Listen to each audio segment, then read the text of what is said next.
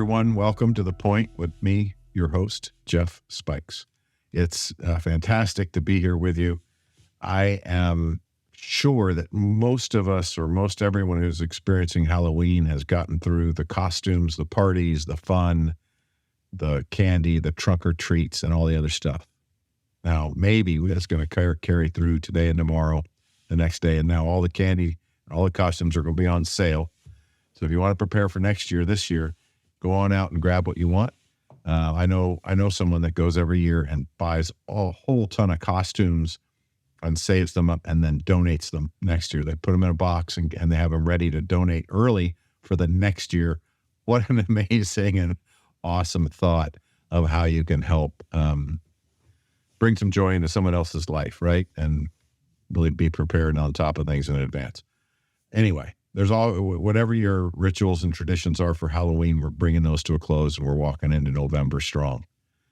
And I thought today, when in the spirit of continuing on with this idea of discussing and looking inward at how we want to really bring 2023 to a close and powerfully step into 2024, I thought we'd take a minute and talk about relationships. And really, we're walking into November. We have Thanksgiving coming. What are we grateful for, right? And we have other holidays coming that are about miracles, about gratitude, about forgiveness, about thanks. So what are the relationships in our life that we want to move on with, right? This is a great time. If you're a business owner, this is a great time to really sit down, find time in the next week or so to sit down and really think about, what clients do I have that I want to give something to? Do I have staff? Are there key members of my business or my company? Are there vendors or support staff that I want to do something nice for through the holidays? What's that look like? What's something cool we've thought of every year or a few years that we think of and we just never really do because we didn't have enough time to prep for it, or we don't actually, it just didn't make sense that year. What if this were the year for you to drive home doing something really cool? For one thing would be personal notes, right? What if this were the year that you sat down and wrote really meaningful personal notes to people for the holidays? Maybe there's a fun thing you could do for 30 days straight. Maybe there's something, an action or a mission or a message that you could deploy over a period of time that would be useful, that you could get others to engage in. So, hey, if you're a manager somewhere, who are your staff and who's your mentor? Right? If you were an executive in a company, you might have the same type of thoughts. So who in your life do you want to reward and thank? And let's start making a list.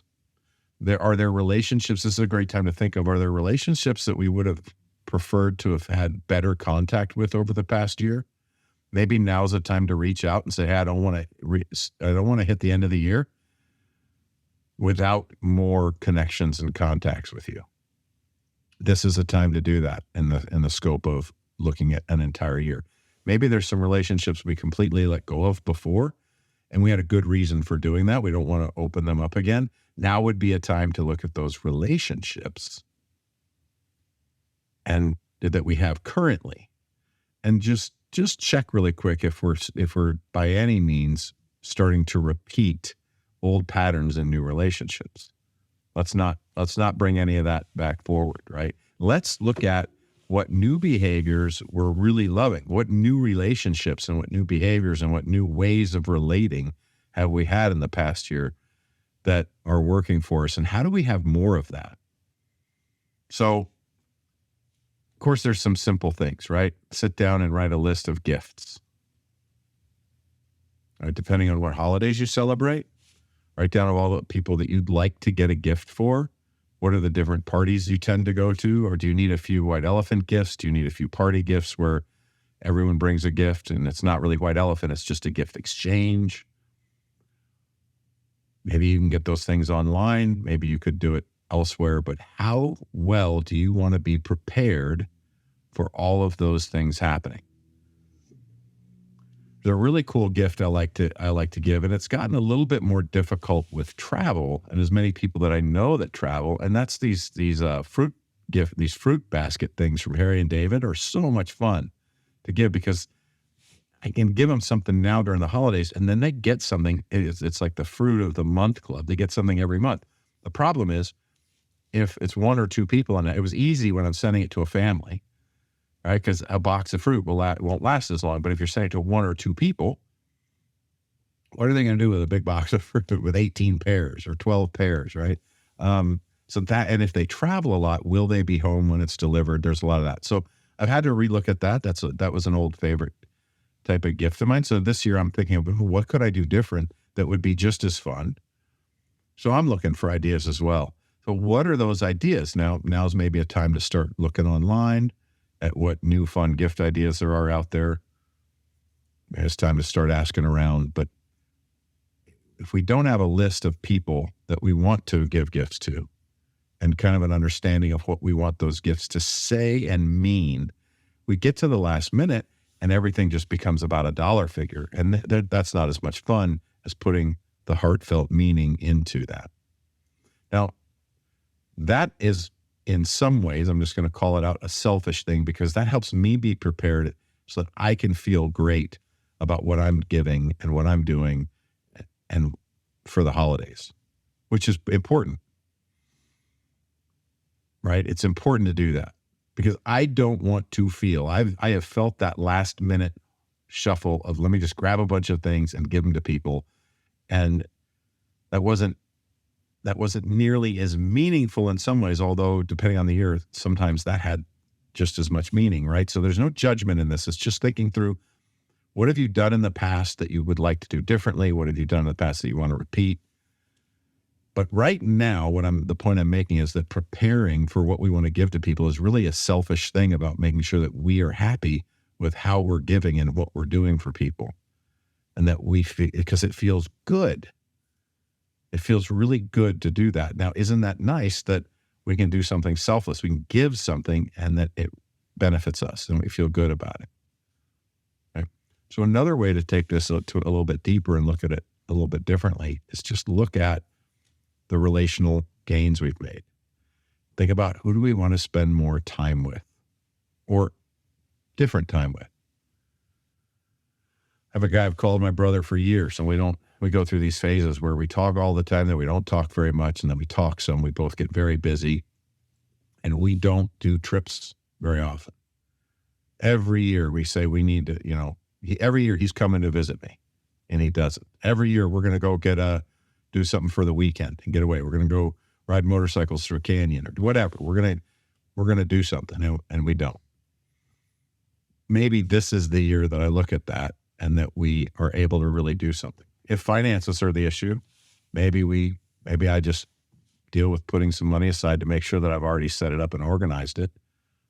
And I make it a surprise and I make it a gift. And there's a different way of doing it that's even more kind. Those are just things that are coming across my mind. What matters for you is what's coming across yours. What are some things that would really make a difference in the relationships, not in a gift and other things? Just what are the things that you could do relationally? Maybe there's something that you haven't shared with someone that you think is really important and special. And it's time to just allow some space to ask ourselves and kind of put it out there in our unconscious. Like, just put it out there to ourselves. Like, man, what would be the best way to really express kindness, love, gratitude, whatever, to the people that we're relating to in our lives, the relationships that we have? What could I do? Sometimes time's not it. Maybe it's a really thoughtful message. Maybe it's taking time to learn what their love language is. How do they feel appreciated? Well, what if we went through November in a 30 days of asking questions, right? Asking questions to people we know and love that are questions about them, about how they feel appreciated. Learning what they want in life, what they want from us, what they want in relationships in general, what they'd like to have more of in their life, what they'd like to have less of in their life. Maybe we just start asking really curious questions to those we love and actually keeping a little diary of them. And that helps us come up with an idea of how we can make a beautiful relational impact in their life. What if it's a relationship with those that are past, or a spiritual relationship? Is there something that you have been meaning to do on a meaningful space? Maybe you meant to go sit on the beach and think about that person in that special place, or on a river, or in a certain chair, or on a certain stretch of highway.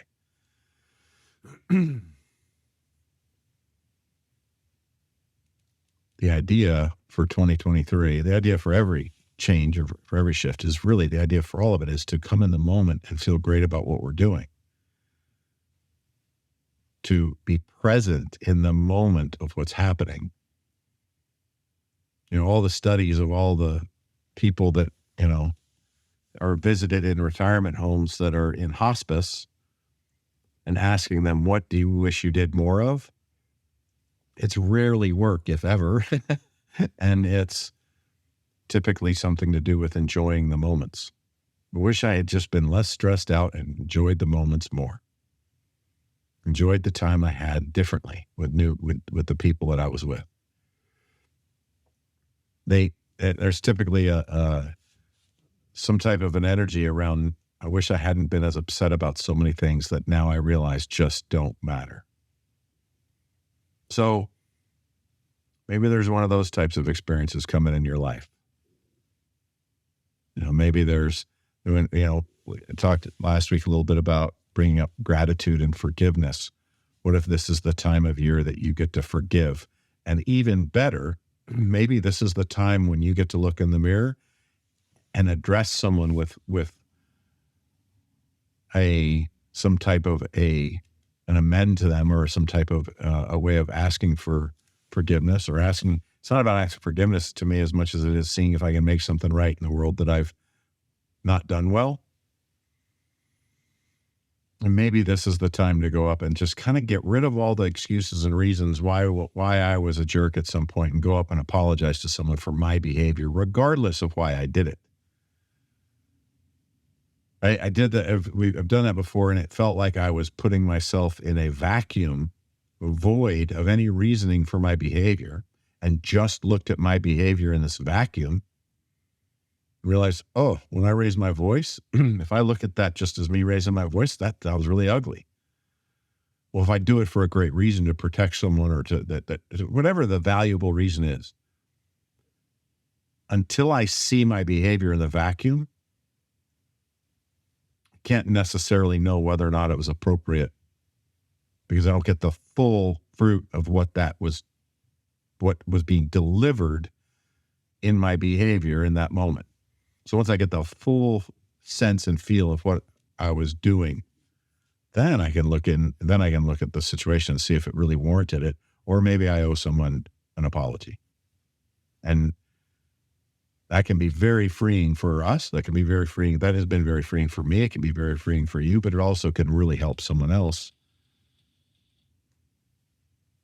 And you'd be amazed what kind of stuff you get back. Sometimes people are worried about something entirely different. And you find out that we were worried about nothing. But November brings time to look at how we want to bring the year end, and how we want to deliver appreciation, kindness, thanks, rewards. Maybe we want to pull back from some relationships. Maybe there's some toxicity going on in some relationships, either in our behaviors, and maybe that means that we need to move away from some people. Now would be a time to consider that. I guess it's always a time to consider these things, but transition from one year to the next, and wanting to avoid having New Year's resolutions and making no traction at all, is what brings this whole thing to a front.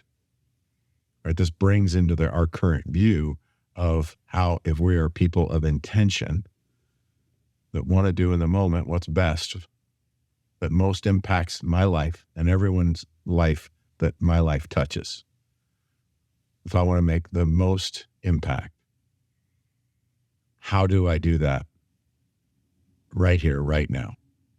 And how do I plan and prepare so that through the end of this year, I can deliver that in these moments? Because some of these moments come and go so fast, whether it's holiday times with families, maybe with some unexpected people. Man, these are the times. So if you're alone, I've known a lot of people over the years that spend a lot of time alone. Maybe they're remote or they're just introverts, right? And they don't get out much. Maybe this is the year to plan to get out. Plan to get out and try something different. And the neighbor who always invited you over, maybe you go this time. Or the community organization that says, hey, we're doing this for this holiday event. Right, maybe this is the time you actually go and come out of your comfort zone. Maybe this is the year we've always gone one place. Now this is the year to go somewhere else. I don't know. Right now, I invite you to consider the impact on relationships. And to me, these are the most beautiful moments to consider. And at the same time, they're the ones that really each of us gets to dig a little deeper on our own. Or in a family, we get to maybe coordinate about this stuff as a family. In a business, maybe we get to coordinate about these things as a business. I was working with a client recently that has moved up in the ranks in a major organization, a very large organization. And in the past, celebrating people's birthdays and anniversaries and accomplishments and achievements at work and promotions and all these things has never been a big deal. There's either been someone else in the organization that's always made sure that's done, or someone else that reports to them that really was their wheelhouse to always take care of. And it wasn't a big deal, but now they've reached this position in the company where they are responsible for more. And if this person doesn't make it important, it doesn't happen. So it's this change where all of a sudden people in their, it's almost like they were caught off guard, off balance, that how can people be feeling unappreciated in my team? I've never had people feel unappreciated. And the realization was, it's now that I'm in this level of leadership, I must make it important, because if I'm not asking for it to be measured, if I'm not measuring it, and if I'm not evaluating it, it's not getting done, because everyone's busy. They're a little bit understaffed. Everyone's stretching because of growth.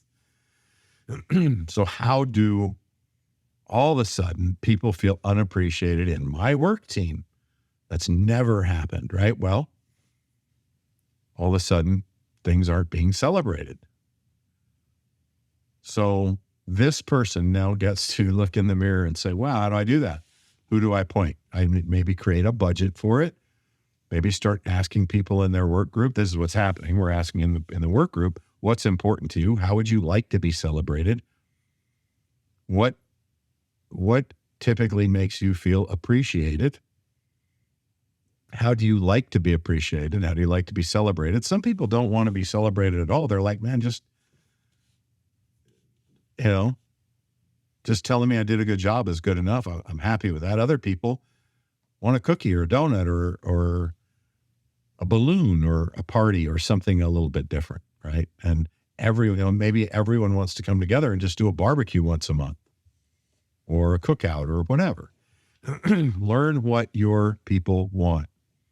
Sometimes the collaboration of these things, if you're talking about a family or a work group or a church or anything else, mean all the difference in the world if you just find out what everyone wants. The other thing that we get to do if you're a leader, and most of the people that are involved in this podcast are leaders, right? So as a leader, how much fun is it to learn what's important to other people? And how much does our life get to expand when someone brings some idea to the table that we might not have thought of, or that we might have thought was silly because it didn't speak to us, but we then see the value it brings into someone else's life, and we're so honored and touched to be a part of it. Part of the joy of leadership is being open to experiencing and learning new things about people that you wouldn't have done before, because you weren't responsible for helping that person be fed or feed their family. As leaders, we get to be responsible for sustaining the life somebody else wants to live. So learning about them and watching them live, grow, and learn about who they are, it opens us up to things that we just maybe never would have done if we didn't choose to step into a position of leadership and take charge to make a difference in the world. So this week is about relationships. Let's go into November thinking strong about relationships. In this country, we celebrate, and in the United States of America, I'm just going to be clear about that because I know there's some people around the world that listen to this. We celebrate Thanksgiving, and that's a time to be thankful. And regardless of what we think about how some of the history of the teachings comes about, how Thanksgiving came about, regardless of any of that, there's one constant truth. And there's other holidays around this time. I made this point earlier, but I want to be clear. There's other holidays around this time from many different walks of life that all talk about gratitude, being grateful for what we have, all within between now and the end of the year. I don't know of many cultures or traditions that don't have something between now and the end of the year where gratitude and thankfulness is not a part of it.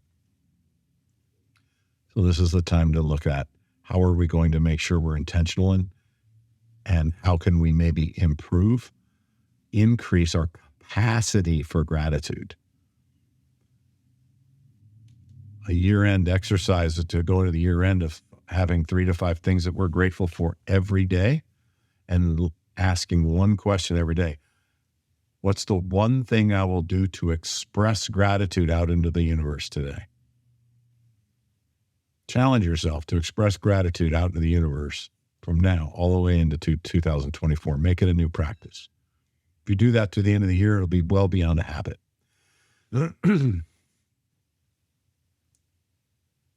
This is where everything really lands in the heart and where real beautiful things happen. If you feel some tension, or you feel some type of angst, or if you start getting tight, if your center starts feeling tight, there's probably something to clear and to release and let go of, so that will help you move freer and less burdened and less encumbered by things of the past that aren't serving you anymore. There's typically a lesson on the other side of that tension.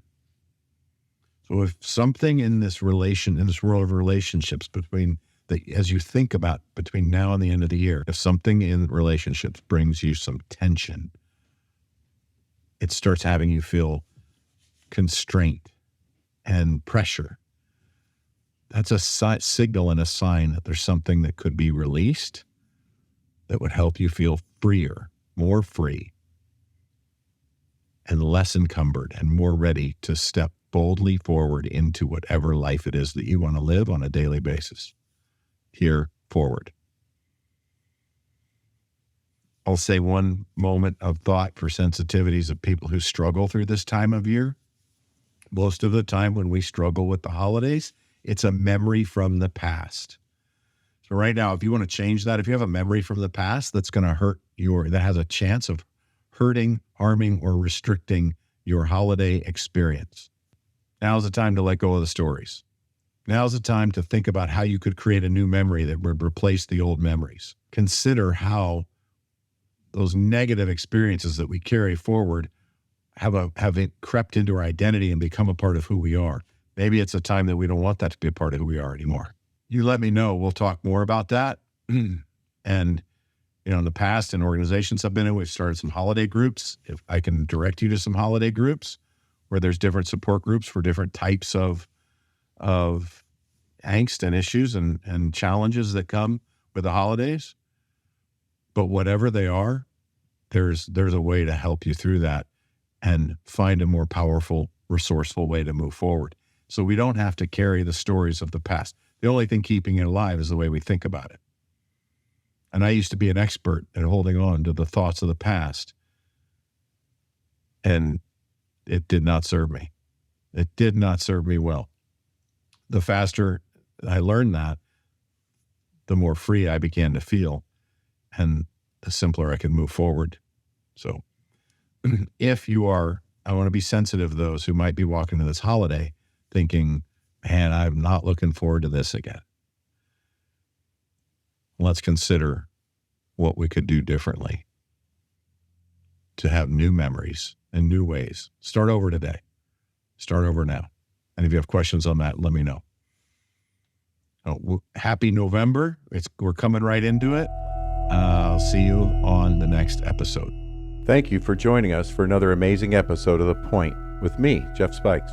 The greatest compliment you could give me is liking, loving, and sharing this episode with all your friends. So please, if you're on Spotify, iHeart, or iTunes, leave a 5-star rating and review. If you're on YouTube, like and subscribe. Make sure to tag me. I love hearing from you, the listeners of this show. The links for all my social and iTunes are in the show notes. Also, if you'd like to engage with me in anything related to my coaching, consulting, speaking, or programs, please visit jeffspikes.com for everything you would need to know to engage with me offline.